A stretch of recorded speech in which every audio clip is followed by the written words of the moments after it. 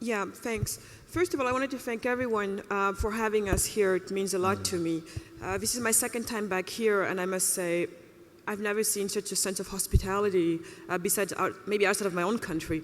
But in any case, I wanted to start by just saying something very quick. Most of the time, most people don't know that I'm Muslim.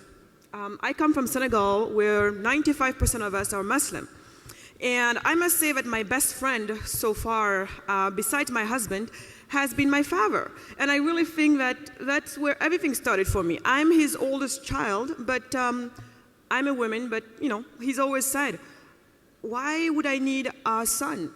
In her, I have a son, I have a daughter, I have my best friend, I've got everything. So I really started from that standpoint of my father really positioning me so high up that I was afraid to fall, quite frankly. So that's really my upbringing, and I think it meant a lot.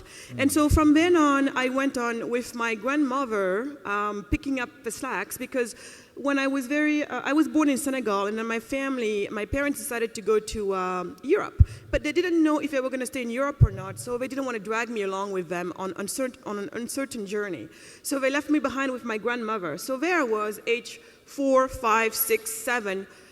I spent my time out with a group of young boys that I was leading all over the place. And to this day, I'm still leading men around. And I guess that's just my little journey, but it's been working out pretty well for me. So do I come from a family of entrepreneurs? I would not call my parents entrepreneurs, but the way they were thinking was entrepreneurial, in the sense that it does not matter what you find, where you come, turn everywhere and everything that surrounds you into things that work for you. So if I come to a place where people may not look at me or consider me because they think, oh, this is a woman, or oh, she comes from Africa, whatever it is, my instinct should not to be angry, but to be, it's my job to make them think differently. Mm-hmm. So it's this attitude of taking matters into my own hands. So then how did you pick the particular areas that you've chosen to work in? What were your, what drove those choices? Well, the reason why I'm doing everything that I'm doing today, there are two things that keep me up at night, every single night, and it is my greatest sense of urgency. The number one thing is that, I don't know if here we talk about it, but I heard yesterday that 65% of Saudi people are below the age of 25, if I'm correct in my numbers, but that's what I heard. Well, imagine that most of those folks, right now, imagine that most of your young Saudis, 65% of your population, is laying right now at the bottom of the ocean because they tried to get themselves into boats and they tried to make it to Europe to find jobs. Yeah. Is that right? Absolutely not. That is not right with me.